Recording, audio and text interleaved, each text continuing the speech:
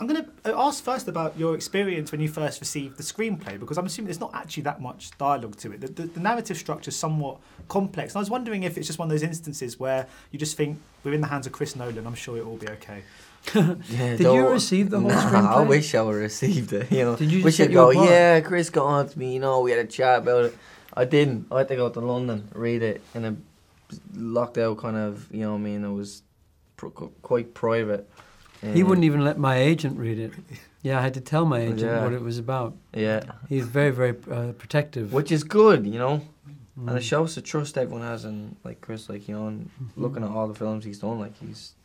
Yeah, there's not many filmmakers that could say, would you like to be in my film? People would just say yes before reading the script. Yeah, he's got that. It's an incredibly moving film, and I mean, given your characters, I mean, it's all kind of almost set into, it's almost episodic. You've got different characters in different situations. When you watch the film back, are you able to get emotionally engaged with this film, and particularly like the soldiers' kind of story? Because I guess it's slightly separate to what you guys are going through. We weren't really... It wasn't our job to be aware of things we weren't aware of. Yeah. So we encountered the soldiers when we met Cillian Murphy, and we encountered the airmen when we met Jack Loudon's character. But we only really encountered the soldiers later on. I don't want to give away things. But we were unaware of... And I think that's true at the time, that Churchill and the government didn't tell the public just how badly things were going over there. You know, that the French army had no reserve force and that the Germans were completely overwhelming. What I love about this story is what your characters both do are things that we all wish and hope that we would do in those situations. Yeah. But I think it's very easy when in the face of kind of disaster like this to just read the newspaper, say, oh, that's going on, and go about your everyday life. But these guys are real heroes as well, weren't they?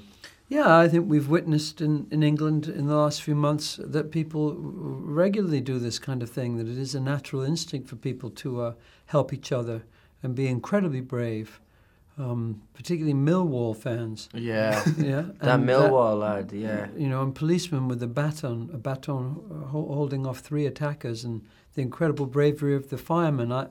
I must say, I'm never, ever going to pass a fire station or a fire truck ever in my life again without raising my hat to them, having read what they went through in the Grenfell Tower.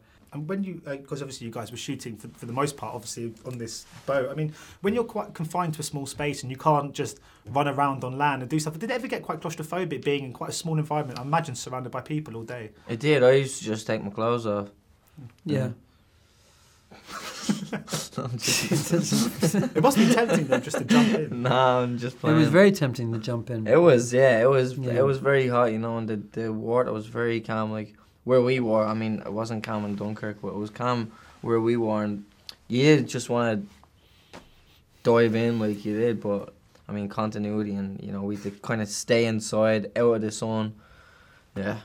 So I don't mean to wish to make you blush, Mark, but Barry, I mean, you spent a lot, pretty much your entire shoot, with one of the legend, one of the greatest sort of living actors. I mean, that must have been a real experience to be in such close proximity to. Yeah, I took all his money and all. I did. Yeah, he took my money. Yeah, I did. Yeah. He basically worked this film just to. You expect young actors, you know, be respectful and considerate, and so you introduce a dice game for, you know, a couple quid here and there. And I roll out the perfect dices. And on that note,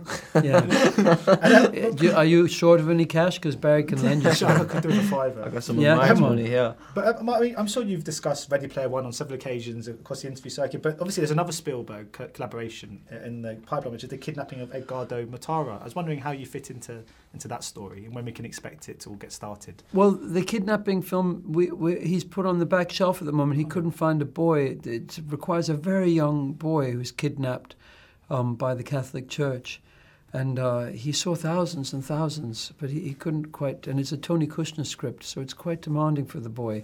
So he's put that on the back. The Ready Player One we filmed, and that's just being edited now, but that's going to be a great film. No, this is the first time these questions are coming up. Mm-hmm. Yeah, so yes, I'm involved in both of them. I only have a tiny part in Ready Player One. You should put a word in for Barry. You could do a good job. Yeah, if Barry would loan me some money, I would put, you know, a quid or two or anything, just so I get a taxi home rather than walk home. Well, thanks so much for your time today. Thanks. Hey, you guys, huh? Hey, you guys. Is that from the Goonies? It is indeed, yes. Nice. Hey, you guys.